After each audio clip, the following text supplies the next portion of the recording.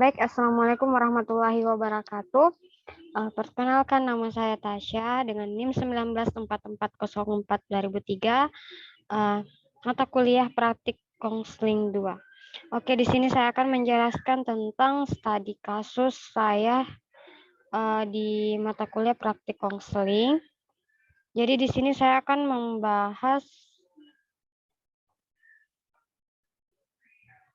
identifikasi masalah, diagnosis, dan prognosisnya. Yang pertama yaitu identifikasi masalah. Sebelumnya, saya akan menjelaskan apa itu identifikasi masalah. Identifikasi masalah merupakan proses awal yang dilakukan sebelum melakukan studi kasus dan menentukan suatu masalah yang ingin dibahas. Di mana di sini kita akan melakukan observasi atau wawancara secara langsung untuk melihat bagaimana situasi atau masalah yang ada di sekolah tersebut. Dalam hal ini saya mengambil SMA Negeri 9 Makassar sebagai tempat saya untuk melakukan observasi dan wawancara. Dan saya mengangkat masalah tentang seorang siswa inisial S yang sering malas belajar dan akhirnya bolos sekolah. Selanjutnya yaitu diagnosis. Untuk mencari tahu penyebab dari masalah tersebut, saya menggunakan formula ABC dari pendekatan RIBT. A itu menjelaskan bahwa konseling mengadopsi pikiran irasional. B yaitu irrational belief, di mana di sini kita harus menyadarkan konseling bahwa ia memelihara gangguan emosi secara aktif dan terus-menerus berpikir secara tidak logis dan tidak realistis. C. Konsekuensi dari pikiran irrational belief atau pikiran yang tidak rasional. Di mana di sini kita harus menyadarkan konseling bahwa ia bertanggung jawab terhadap gangguan emosi yang dialaminya.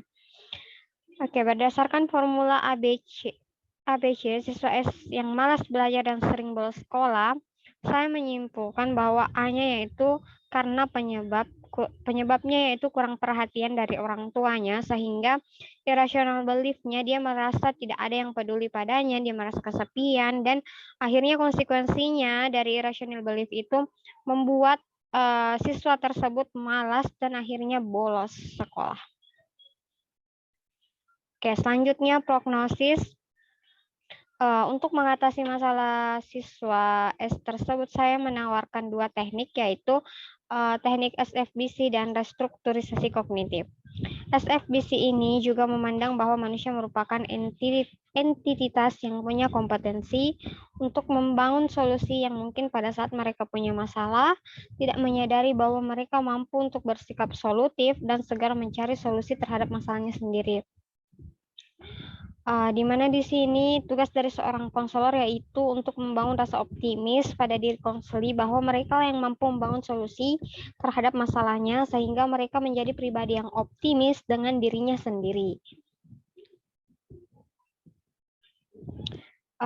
Yang kedua yaitu ada teknik restrukturisasi kognitif, di mana di sini teknik restrukturisasi kognitif yaitu digunakan untuk mengubah pikiran irasional menjadi lebih rasional dan terstruktur. Artinya di mana di sini seperti pemikirannya yang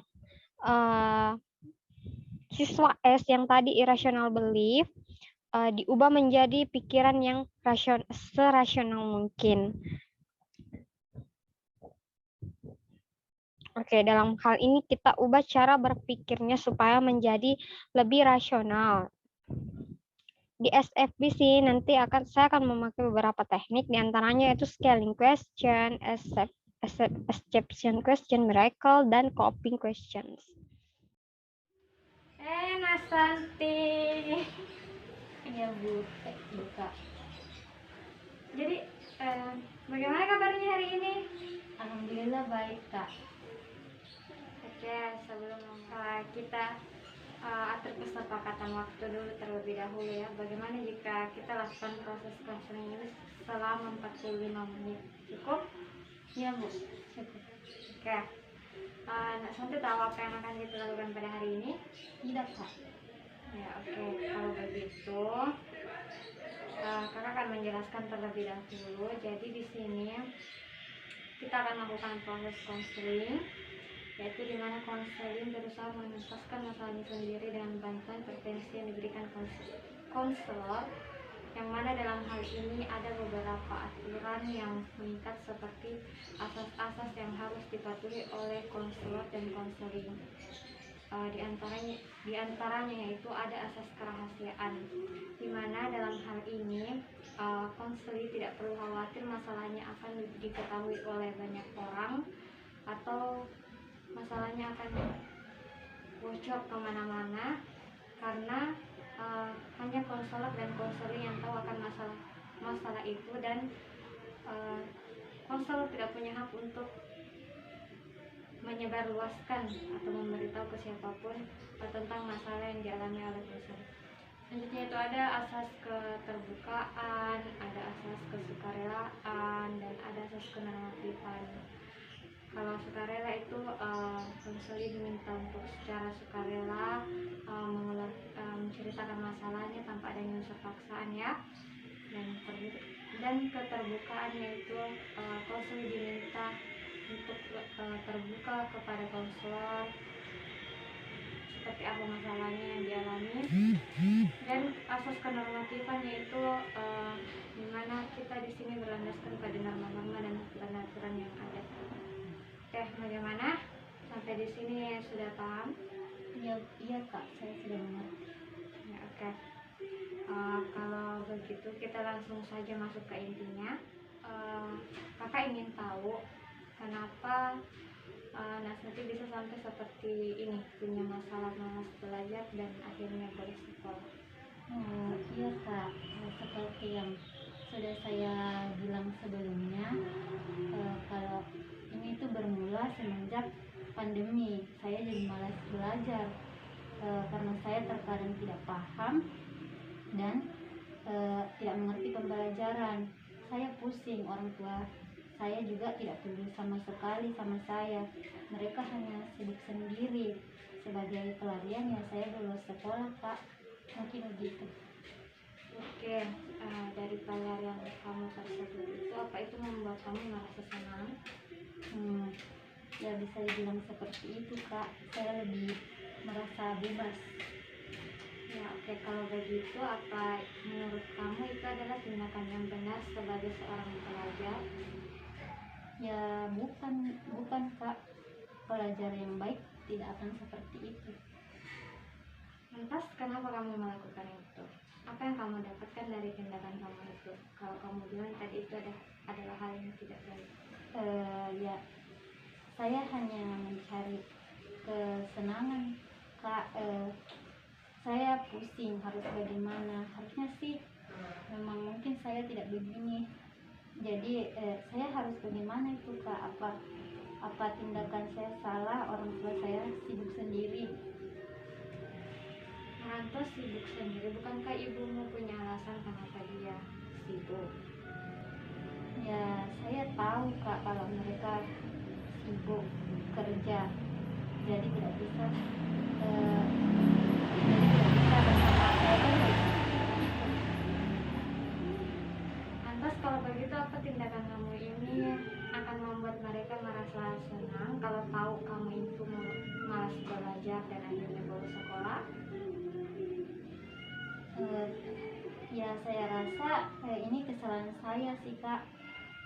Saya berpikir orang tua saya memang tidak peduli. Akhirnya saya rasa ini kesalahan saya Kak.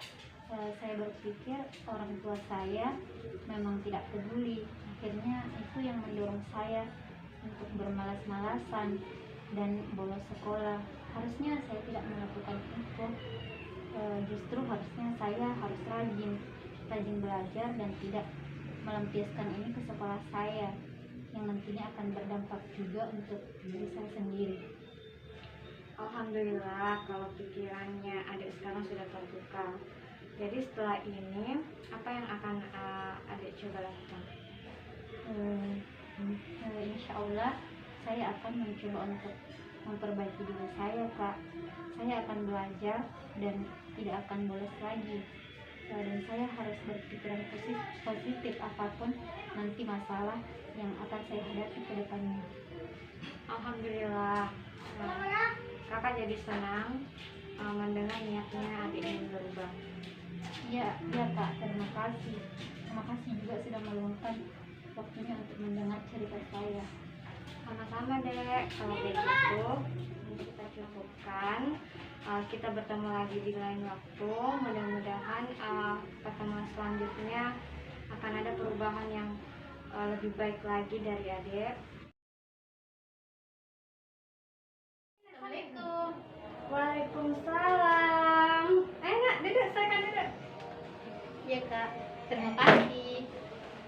Oh, jadi kita panggil Kak saja ya? Iya. Untuk lebih mengakrabkan diri.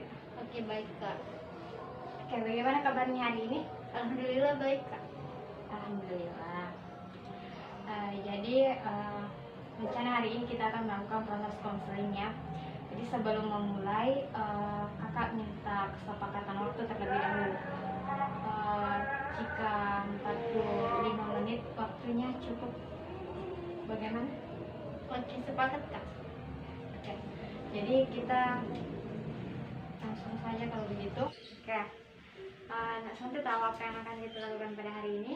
Tidak Kak. Ya, oke. Kalau begitu, kakak akan menjelaskan terlebih dahulu. Jadi di sini kita akan melakukan proses konseling, yaitu di mana konseling berusaha menuntaskan masalahnya sendiri dengan bantuan intervensi yang diberikan konselor, yang mana dalam hal ini ada beberapa aturan yang mengikat seperti asas-asas yang harus dipatuhi oleh konselor dan konseling. Di antaranya yaitu ada asas kerahasiaan, di mana dalam hal ini konseling tidak perlu khawatir masalahnya akan diketahui oleh banyak orang atau masalahnya akan bocor kemana-mana, karena hanya konselor dan konseling yang tahu akan masalah itu, dan konselor tidak punya hak untuk menyebarluaskan atau memberitahu ke siapapun tentang masalah yang dialami oleh konselor. Selanjutnya itu ada asas keterbukaan, ada asas kesukarelaan, dan ada asas kenormatifan. Kalau sukarela itu konseling diminta untuk secara sukarela menceritakan masalahnya tanpa adanya unsur paksaan ya. Dan keterbukaan yaitu konseling diminta untuk terbuka kepada konselor seperti apa masalahnya yang dialami. Dan asas kenormatifan yaitu di mana kita di sini berlandaskan pada norma-norma dan aturan-aturan yang ada. Oke, bagaimana? Sampai di sini sudah paham? Iya Kak, saya sudah mengerti. Ya, oke. Kalau begitu kita langsung saja masuk ke ini. Kakak ingin tahu kenapa Nasati bisa sampai seperti ini, punya masalah malas belajar dan akhirnya bolos sekolah. Iya Kak, seperti yang sudah saya bilang sebelumnya, kalau ini tuh bermula semenjak pandemi. Saya jadi malas belajar karena saya terkadang tidak paham dan tidak mengerti pembelajaran. Saya pusing, orang tua saya juga tidak peduli sama sekali sama saya. Mereka hanya sibuk sendiri. Sebagai pelarian ya saya lulus sekolah Kak, mungkin begitu. Oke, dari pelarian kamu tersebut itu, apa itu membuat kamu merasa senang? Ya bisa dibilang seperti itu Kak, saya lebih merasa bebas. Ya, oke. Kalau begitu, apa menurut kamu itu adalah tindakan yang benar sebagai seorang pelajar? Ya bukan Kak, pelajar yang baik tidak akan seperti itu. Begini deh, jika dilihat dalam bentuk skala 1 sampai 10, seberapa parah sih kondisi yang adik rasakan atau yang adik alami? 1 sampai 10 ya Kak? Iya, 1 sampai 10. Mungkin itu di 8 Kak. Oke. Baik, sekarang Coba adek renungkan dan bayangkan, seandainya jika suatu pagi adek bangun dan tidak punya masalah apapun, bukankah itu akan membuat adek merasa lebih baik? Saat misalnya saya tidur nih kak, terus besoknya saya bangun tidak ada masalah, gitu. Iya, begitu. Ya kalau itu terjadi, saya akan jadi tenang dan lega karena saya sudah tidak menghadapi masalah lagi. Jadi saya juga sadar, pada itu saya juga sadar ini semua salah saya.